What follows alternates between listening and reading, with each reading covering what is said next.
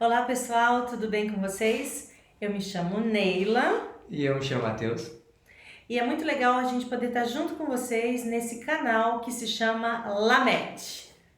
Bom, Lamed é uma palavra que vem do hebraico, que significa tanto aprender quanto ensinar. Eu achei essa ideia bem legal, de tanto eu aprender como ensinar, que seria com uma palavra só, e eu decidi, por que não colocar isso como nome do canal, né? E aí ele conversou comigo, eu achei que seria bem bacana, bem legal para a gente estar juntos. E acabou, né, acontecendo aí essa situação de todo mundo estar meio confinado, em quarentena. Então, Esse novo coronavírus está atrapalhando bastante coisa, principalmente coisas de não poder ir na igreja, então a gente pensou, vamos usar esse canal que a gente tem, né? E vamos falar da lição dos adolescentes. que está aqui. Apesar de já estarmos caminhando para o fim desse trimestre, né? Para aqueles que não sabem, a lição dos adolescentes tem um ciclo aí, a cada 3 meses, um assunto sendo estudado. E já estamos no 12º, sábado indo para o 13º. Então a gente vai fazer uma recapitulação dessa história incrível, né, Matheus? De Elias. E agora, vamos pro vídeo. Oi pessoal, então vamos lá, recapitulação dessa história maravilhosa e incrível que é a história de Elias.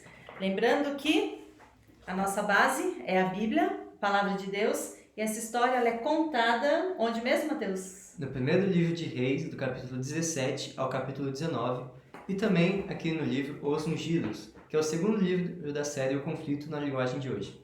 Uma série aí, deixa eu aproveitar e falar, né? Preparada especialmente para as novas gerações com a linguagem super legal, super acessível e que coloca a gente praticamente dentro da história. Sim, quando você lê a Bíblia junto com esses livros, sua mente se abre de um jeito espetacular. Exato. Elias é bem interessante porque ele parece que surge do nada, né? Morava lá, para lá das montanhas do Jordão, nas montanhas, viu o que estava acontecendo com o povo de Israel, começou a orar a Deus para que Deus fizesse alguma coisa, porque ele não aguentava mais ver a idolatria do povo. Elias chegou a pedir, se necessário, um castigo para o povo, para que ele se voltasse para Deus. E Deus ouve a oração de Elias e fala, tá bom, eu vou dar um castigo, mas você que vai proclamar esse castigo. Então vá lá, se apresenta ao rei e fala que não vai chover até você dar uma outra ordem. E Elias vai, obedece. Imagina, Elias passando pelos soldados, passando pela guarda do rei, e chega ali e simplesmente dá ordem para Acabe e diz, olha, como você e o povo estão em pecado, estão abandonando a Deus, adorando Baal, não vai chover, e isso até que eu dê uma ordem. E ele, simplesmente desaparece. Quando o rei percebe, Elias já saiu dali, né? E para onde ele foi? Ele foi para um riacho, possivelmente bem longe de onde ele estava, e lá ele foi sustentado por Deus, porque mandava copos 2 vezes ao dia com pão e carne. Mas voltando um pouco, essa situação da chuva é algo muito importante, porque naquele tempo o povo acreditava que Baal concedia a chuva, e a chuva dava a colheita dava alimento. E na Bíblia, no tempo judaico principalmente, a comida está muito relacionada a cuidado, intimidade, preocupação. Então, aquele que te dava comida era alguém que cuidava de você, que se importava. Então, no pensamento deles, que Baal dava chuva, então Baal dava comida, dava o cuidado, sustento. Então, quando Elias falou que não choveria, consequentemente não teria mais alimento, ele estava provando que Baal não existia, era um deus qualquer. O objetivo de Deus era realmente que o povo se voltasse para ele, né? Interessante que enquanto o povo tinha sido fiel a Deus, eles sempre reconheceram que era Deus que mandava, mas agora haviam deixado tudo isso de lado para adorar um Deus que não podia fazer nada por eles. Ok, mas quanto tempo, né, Elias ficou nessa situação ali perto de um riachinho, onde ele tinha água, onde ele tinha esse alimento que os corvos levavam, mas o que de repente aconteceu com o riacho? Bom, por não ter chuva, o riacho acabou secando. Então Deus falou para Elias, corrigindo, Deus pediu para Elias ir para a cidade de Sarepta e lá ele iria se encontrar com uma viúva e ela ia cuidar dele. Interessante que Sarepta era uma cidade que ficava em Sidom. E se você ainda não assim associou, né? Jezabel, a esposa ímpia de Acabe, era filha de Etbaal, que era rei sacerdote de Sidom. Ou seja, Deus envia Elias exatamente para a cidade dos inimigos, vamos dizer assim, né? De ali uma terra estrangeira, mas Deus usa essa situação, essa mulher para cuidar de Elias. Interessante que quando Elias chega, primeiro ele pede água, a mulher vai, pega, né? Ela devia ainda ter alguma reserva ali de água, mas em seguida ele diz que ela deve preparar um pão e trazer para ele. E relutando um pouco, falando que ela tinha bem pouco, ela decide seguir e dar um pouco de comida para Elias. E o bonito é que Deus cuidou dela por ela ter cuidado de Elias. E enquanto não teve chuva, a farinha e o azeite não se acabaram. Ou seja, ela teve fartura enquanto o resto do povo possivelmente estava em crise. E é muito bonito como Deus cuidou tanto dela como de Elias nessa situação. E quando a gente lê mais a fundo, a gente percebe que, embora ela estivesse na cidade de Sarepta, na região de Sidom, nós vemos que ela era temente a Deus, porque ela obedeceu e admitiu que Elias era um profeta de Deus. E então a gente vê que mesmo fora do povo de Israel, existiam pessoas tementes, enquanto o próprio povo, muitos deles, a maioria, estava nem aí para Deus, estavam seguindo Baal. Exato. E aí chega o tempo, depois de 3 anos, né, ali em seca total, o caos. Um dia, Acabe resolve sair com um grupo ali, quem sabe o exército, né, os seus homens, e mais Obadias, que era mordomo, né, ali do palácio de Acabe, para ver se encontrava pastagens. Bem nessa hora, nesse momento, Deus havia pedido que Elias fosse ao encontro de Acabe para dizer que tinha chegado o momento da prova, da decisão. Interessante que Obadias, que se encontra ali, né, com Elias, e Elias diz, vai lá e avisa o rei. Obadias no começo fica meio temeroso, né? Com medo do mesmo jeito como Elias foi para o rei e desapareceu. Quando ele trouxesse o rei, Elias não estivesse mais lá. Todo mundo estava à procura de Elias no reino, né? E Obadias temeu pela vida. Mas interessante a gente mencionar aqui que Obadias era um servo fiel de Deus. Como ele estava dentro do palácio, né, de Acabe, ele havia protegido, salvado a vida de 100 profetas de Deus, colocando cada grupo ali de 50 profetas, né, em 2 cavernas. E eu acho que para ele era mais fácil, quem sabe, ter o alimento que vinha do próprio palácio, né, para alimentar esses profetas.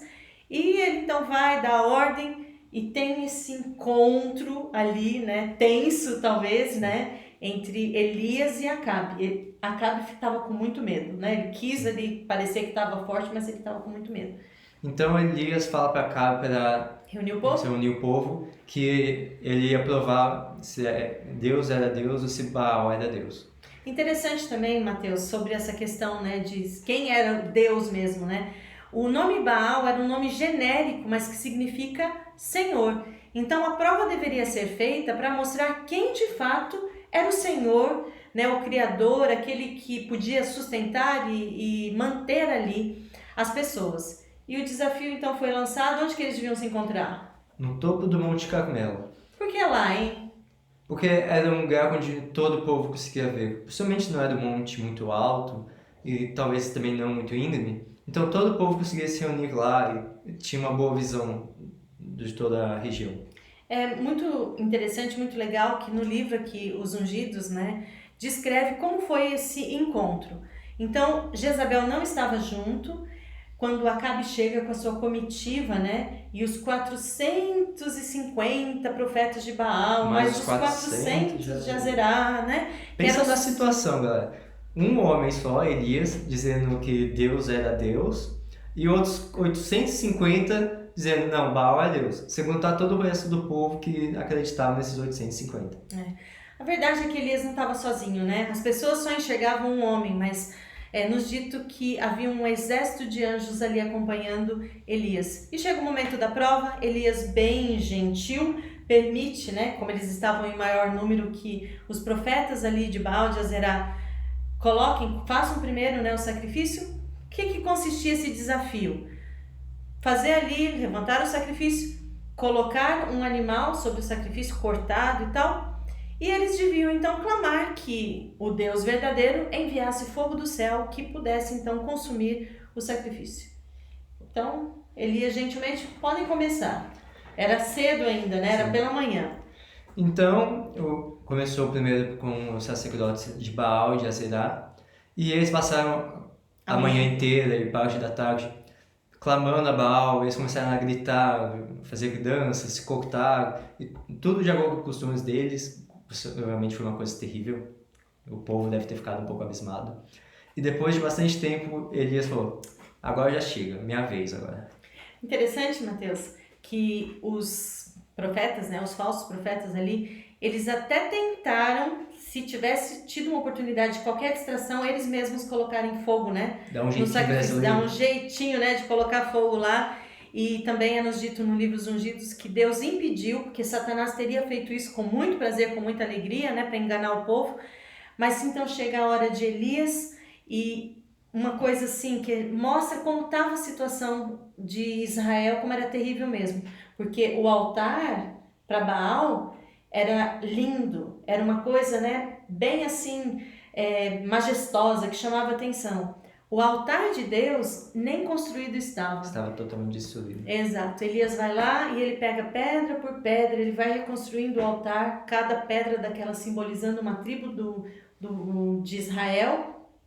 E então, ele não bastasse, né, ele colocar o animal, as coisas lá, ele fala assim: tragam água. Hã? Ele encharca o altar, ele fez uma valeta em volta e encheu a valeta. Pelas contas que se faz, era aproximadamente 12 a 14 litros de água que ele jogou em cima. E nesse momento, totalmente diferente da muvuca que estava acontecendo com os outros profetas de Baal e Azerá, ele calmamente chega perto do altar e ora a Deus com calma, pedindo para que desça fogo do céu, para que as pessoas reconheçam que Deus é Deus. E então, quando ele terminou essa oração, caiu fogo do céu, consumiu as pedras, secou a água, queimou o animal, a lenha, tudo em volta. O fogo foi tão forte que consumiu. Queimou até pedra. Para ter uma ideia, né? Era para não deixar dúvida mesmo. E quando então o povo viu aquilo, todo o povo, né, gritou: o Senhor é Deus, o Senhor é Deus, em reconhecimento.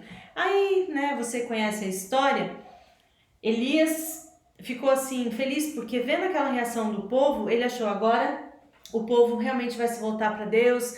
Acabe, quando chegar em casa, vai contar isso para Jezabel e não vai ter como, ela vai ter que reconhecer, né, que o Deus de Israel é o verdadeiro Deus, é o Deus poderoso, mas não foi bem assim que aconteceu, né? E outra, né, havia aquela expectativa. Se já estava provado que o Deus verdadeiro, né, era o Deus de Israel, agora não havia motivo para não chover. Então Elias orou e avisou Acabe: olha, vai chover. Será que um homem de Deus, uma pessoa assim que pode ser extremamente corajosa numa situação, será que ela pode ter medo? Ela pode sentir ansiedade, depressão em outra situação? O que você acha, Mateus? Bom, isso são cenas para os próximos capítulos. Fiquem de olho que nós vamos lançar um outro vídeo logo mais e nós vamos contar essa história de como foi com Elias quando ele estava em tribulação. É isso aí, a gente se encontra, hein? Beijo e até daqui a pouco no próximo Lembra de vídeo. dar um joinha, seguir o canal e fica de olho que logo logo sai o próximo vídeo. Tchau!